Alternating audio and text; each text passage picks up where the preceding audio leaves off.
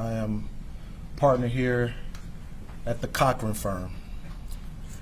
On behalf of my clients who witnessed an horrific, tragic killing last week, we're going to have a brief opportunity for them to talk about what they saw and how they feel about it.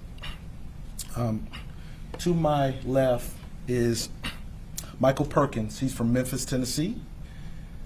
And to the left of him is his friend Melvin Evans, who also is from Memphis, Tennessee. They were in Atlanta last Friday to enjoy our great city. And as everybody knows, things did not turn out the way they should have when you're coming to visit this great city of Atlanta. I want to first start off by, on behalf of Michael and Melvin and our firm, the Cochran firm, we want to offer our prayers and condolences to the Rayshard Brooks family. Everything that my clients are doing in their cooperation with authorities is to support that family and to get them justice.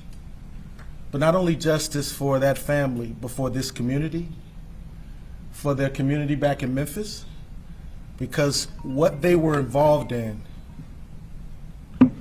is an important issue in this country. It's an issue that the founding father of my firm, Johnny L. Cochran Jr., started the fight over 40, 50 years ago with the Deadweiler case. And our firm as a whole has been fighting this fight. And we stand with these clients, we stand with this community, we stand with the Brooks family to make sure that justice is served and no other family has to have a press conference like this and like what we've seen. We also offer our prayers and condolences to the Floyd family, the Taylor family, the Aubrey family, and every family that has lost someone due to unreasonable and excessive force of police officers. Make no mistake about it, what our clients witnessed was a murder. They saw an unarmed man with no weapon as relates to a deadly weapon get shot in the back. What statements they have provided and information they have provided to the Georgia Bureau of Investigation, as well as the Fulton County District Attorney's Office, confirms that at no time was Mr. Brooks a threat or deadly threat or harm to the officers or anyone else that night. Each of my clients confirm that at the time Mr. Brooks was shot, he was running away, he was turned, his back was turned, and 3 shots were fired, 2 entering the body of Mr. Brooks, unfortunately killing him. 1 entered the vehicle driven by Mr. Evans and coming close to Mr. Perkins, who was a passenger on the passenger side of the vehicle. The bullet just barely missed Mr. Perkins.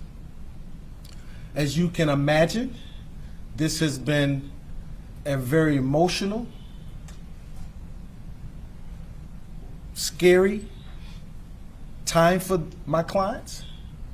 They not only witnessed someone dying in front of them less than 10 feet, they also themselves were almost seriously injured or killed.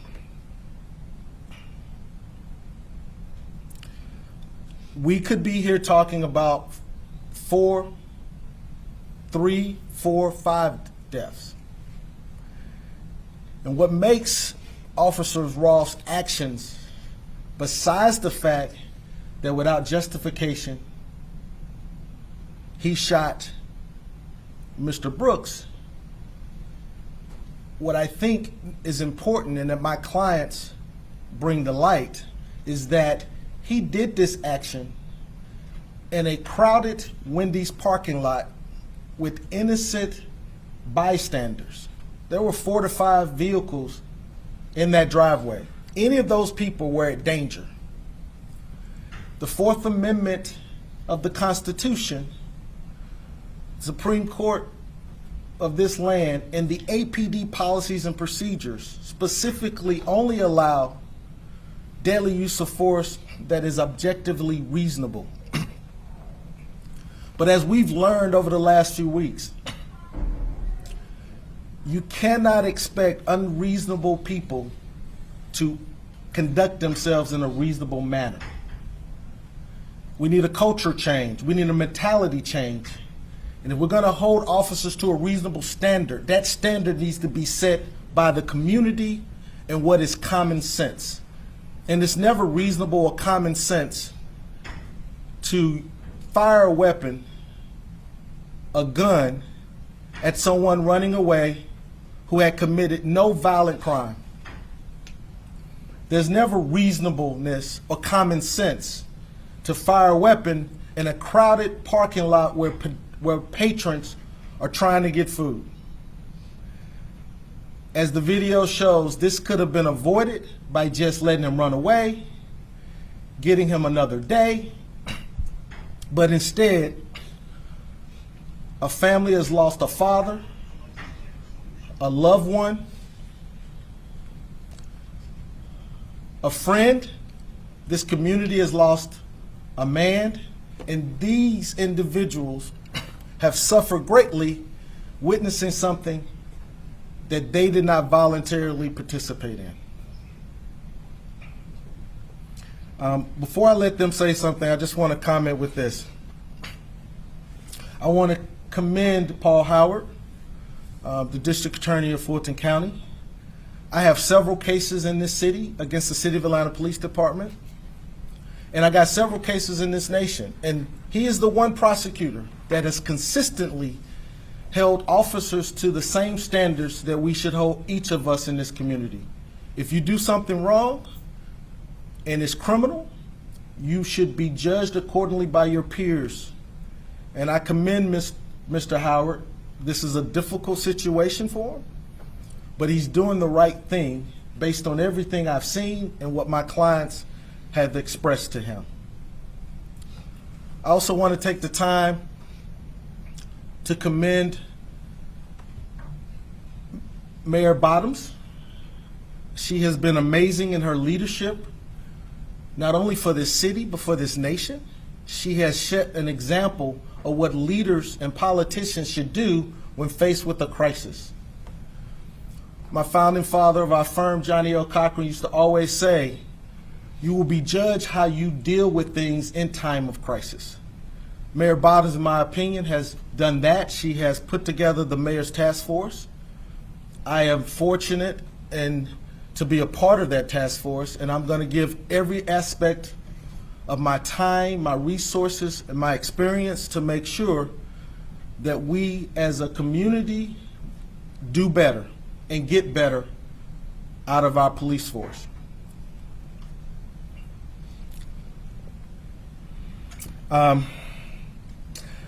This is hard for my clients, so I ask that you be patient with them. A lot of things they may not be able to discuss, but I will tell you where they're at in the investigation. They have provided statements to Fulton County District Attorney's Office. They have provided statements to the Georgia Bureau of Investigation. Mr. Evans has provided his vehicle for full inspection, and you would have to discuss the findings as relates to those things to the GBI. I'm going to briefly let Mr. Perkins come up and say briefly what's on his mind. He frankly may not want to tell you what he saw. It's hard, but I'm going to let him talk and then let Mr. Evans talk. I will take just a few questions because I think what has been said and seen over the last few days speaks for itself. But I'm going to make sure that everybody get an opportunity to meet my clients, who I frankly believe have been courageous. They could have just not spoke up, said anything. I know there's a lot of debate right now on whether the other officer is going to speak. I will tell you that there is no dispute. My clients will talk, whether it's in front of the district attorney or GBI, or whether it's in front of a jury at some later point, and they will speak honestly and from their heart. Thank you, Mr. Perkins. Hey, how y'all doing? I just want to first, show my condolences to the family. Atlanta, a real great city. I love Atlanta. This is not my first time being to Atlanta. I'm from Memphis, and we come to Atlanta to try to conquer our dreams, not witness no murders. Like, what I witnessed was real horrific, and I wouldn't wish that on nobody who trying to visit a city.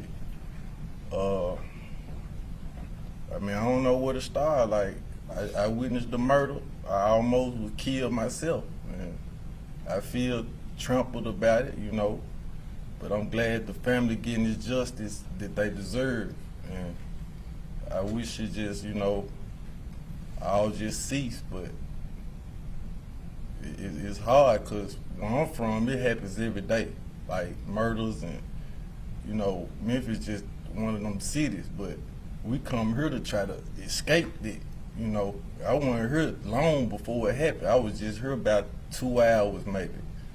We wanted to get some food, and we went to the Wendy's, and this situation occurred. It's not my fault. I wasn't looking for it. I just was at the wrong place, wrong time, and I just hate it happening. A little bit later. Oh. You want to get up, Melvin? You good? Okay. All right. You can ask him some questions then. Thank you for being here, first of all. Yes, ma'am. And it's a couple questions. When you first saw police talking to Mr. Brooks, can you just describe how you felt watching the escalation? And the second question is just, did you see the officer kick him after he was on the ground? So you want me to answer the first question first? Yes, and I can ask the second again. Say that first question again. How did you feel when you saw it escalate? When you saw it go from... I called it. He'll tell you himself. I called it. Like, when I heard the officer stop resisting, and it's nighttime. Like, we just pulled up. We went in the lot maybe 3 minutes before all this occurred, and I just heard all the tussling and stop resisting, stop fighting. I just said, this man finna kill this man out here. I ain't know what color he was or nothing. Like, we was the last car in line, and the situation occurred up there first before he started running toward our vehicle. And when I seen him running, I heard the tasers or whatever. Then when I heard them shots, my first reaction was to duck. I was up under the seat, in the back seat, ducking. I ain't see nothing till we was off the lot, I ain't see none of that. I was down. I was, trying to duck away, so I don't know about the other stuff yet. When the bullet hit the car, did you think you might have been shot? We didn't know the bullet hit the car till we left. I smelled gun smoke. I was back there smelling gun smoke. I don't know if it was the fiberglass from the vehicle, but I smelled gun smoke while I was down the whole time. So, that whole situation just was terrible to me. Like, I ain't expected. I promise that was the last thing I expected. Any other questions? Were you the only two in the car? Nah, it was me, him, and his girl. His girl was in the front seat. I was in the back seat on the passenger side. And this was what actually the vehicle got shot on the side where I was at. I didn't know that till we got back to where we was going, because our whole purpose was down here for some music stuff. Like, this is why we come here, to try to do music, but we didn't even get to do that. After this situation happened, it just, everything went left the whole trip. Like, we weren't even in the city long. Did you see the officers try to render any aid to him? No, I didn't even see that. I was down, like, after that first couple shots, that first shot, maybe the first shot I ducked. after that, I didn't see nothing else. I'm hearing screaming in the car from his girl, and I heard him say, man, he dead. Cause I guess he seen the body. I didn't see the body. I was still down. Like, I ain't know where the bullet come from or nothing. I ain't know nothing. My first reaction was just a duck. I didn't try to raise up, bring no camera phone out at the moment. I ain't do none of that, cause that wasn't my first reaction. My instinct just told me, look, get down, man. Don't get back up till everything ceased and we safe. You say you see this all the time in Memphis. Have you ever seen anybody killed before? Yes, ma'am. Not an officer killed a black man, but I mean, murders happen like water in Memphis. Like, Memphis tough. And for us to come here, where we trying to conquer our dreams and, you know, try to get away from the negativity. Like, anybody in Memphis will tell you Atlanta is, we look up to Atlanta, we salute Atlanta. And for us to go through that, it just kind of, it made me feel some type of weight in this timing. Like, I ain't expect, this the last thing I expected, man, I promise. So I'm sure you knew all about the George Floyd situation while you were sitting in that drive-thru. Once you saw the officer shoot, or at least you saw it and then you ducked, what did you think about the force that he used? I just thought it wasn't necessary. If he had a taser, why not have a taser fight? You know, like, this might not have no armed weapon or nothing that's gonna kill you or hurt you or harm you. I already shot the taser twice. Like, it wasn't nothing else left for the taser to do, really. So I feel like it was awful. Like, this whole situation just was awful. I ain't never seen this, witnessed this a day in my life. I'm 35 years old. I never seen this. And as a black man in America, with everything going on, how do you feel? Do you feel safe here? Oh, yeah, I feel safe, you know, because we was ducked off anyway. We just decided to leave our studio to go get some food. Will you feel safe if you encounter the police in the future? Oh, nah. I don't feel safe going back home because we got to travel through Alabama, we got to travel through Arkansas, Mississippi, Tennessee. These the biggest, you know, cities of it. So I'm kind of trampled back because we got to go back home, you know. You said you didn't record video on your cell phone to anybody in the I car? recorded the video after we left the lot. The instinct didn't tell me, oh, let me catch this person shooting this man, like right there. I thought about that once we was out the lot and the police had started pulling up. This one I pulled out my camera and just caught the last minute. I didn't catch the actual, because there wasn't on my mind at the time. Did anybody in the car? Yeah, nobody caught video during the incident. As you can imagine, their number one priority at that point was their own safety and their life. They took video afterwards, and that video has been provided to the Georgia Bureau of Investigation. So if anybody wants to see that, they have to go through them. Question for you. This is a scene that we've seen play out multiple times over the years, right? Something everybody's talking about now. It's gotten a lot of attention.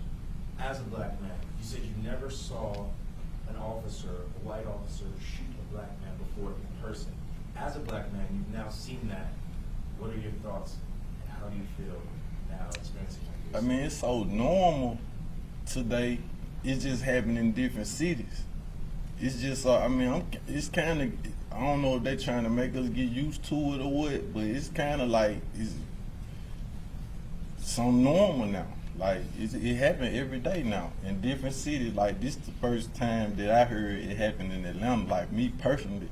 But I done heard it in Houston. I done heard it in other states and stuff like that. I just didn't know I was gonna come and witness it myself. Like, I wasn't even here for a brief moment. We just literally got here. So that wasn't even in my mind. I just come to handle my business and go back to the house. And do you think is there ever going to be a go back to normal for you? Or are you forever changed ever since? I feel like I am, sir.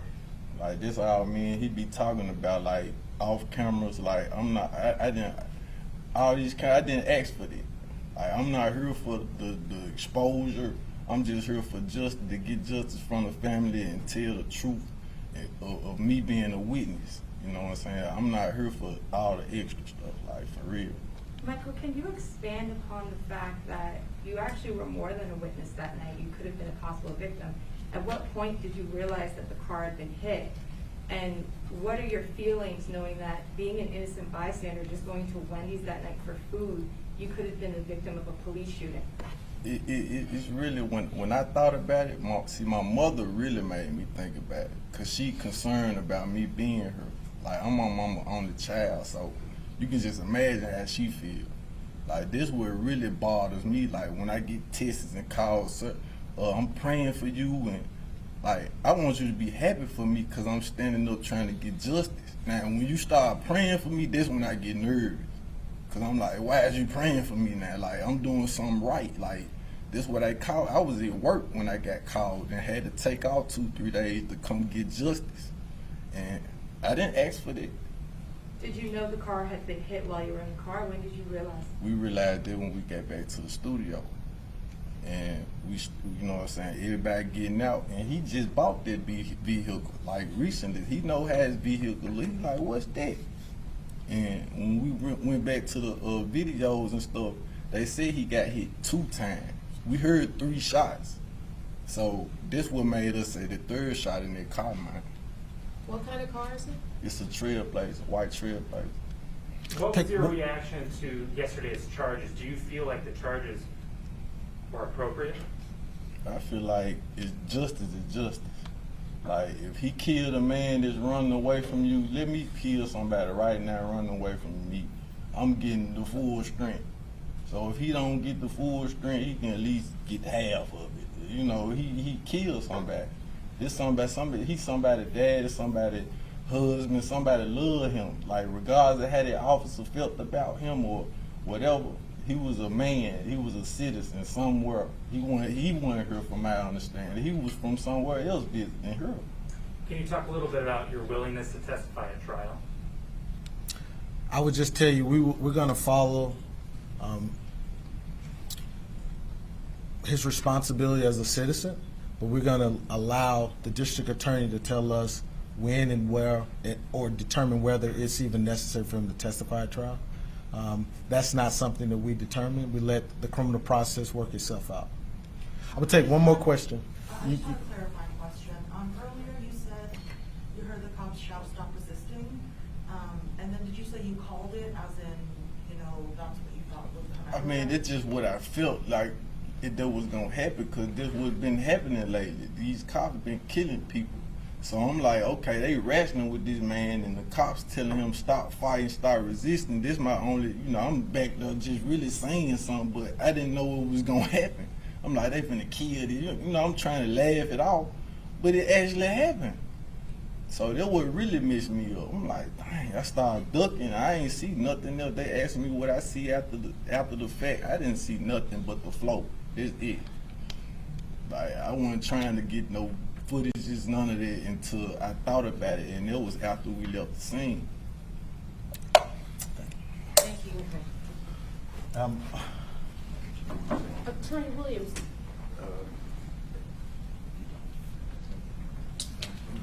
can you just kind of clarify for us, are they rappers or what are they doing in the studio? Explain that. Yeah, they have a rap group.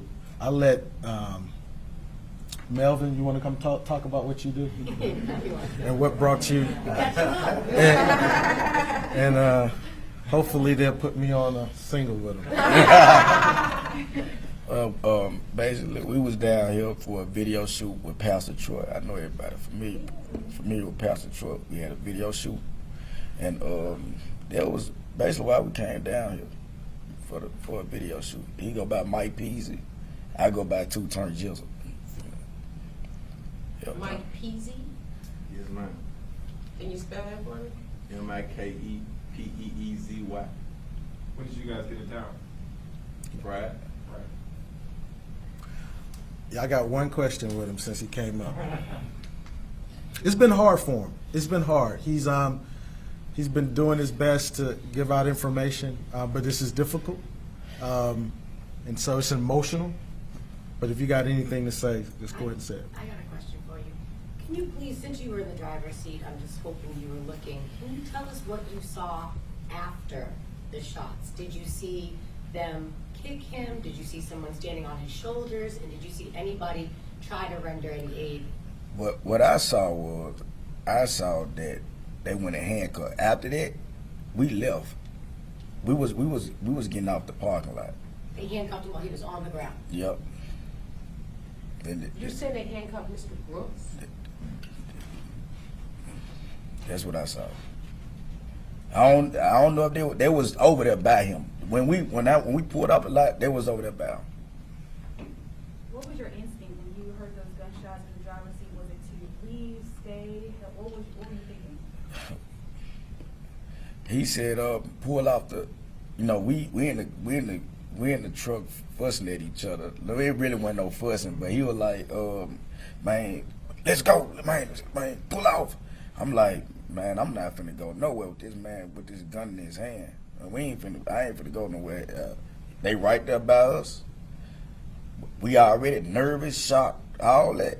And I probably would have ran over them. They was that close. They probably would have thought, that we was gonna use the vehicle to hit them or something. But and 5 shots at us, I said, we ain't going nowhere. Until I seen him put that gun up and go do what he do. So how did you eventually get off the lot? We bagged up away from around them and just pulled out. Are you gonna rap about this?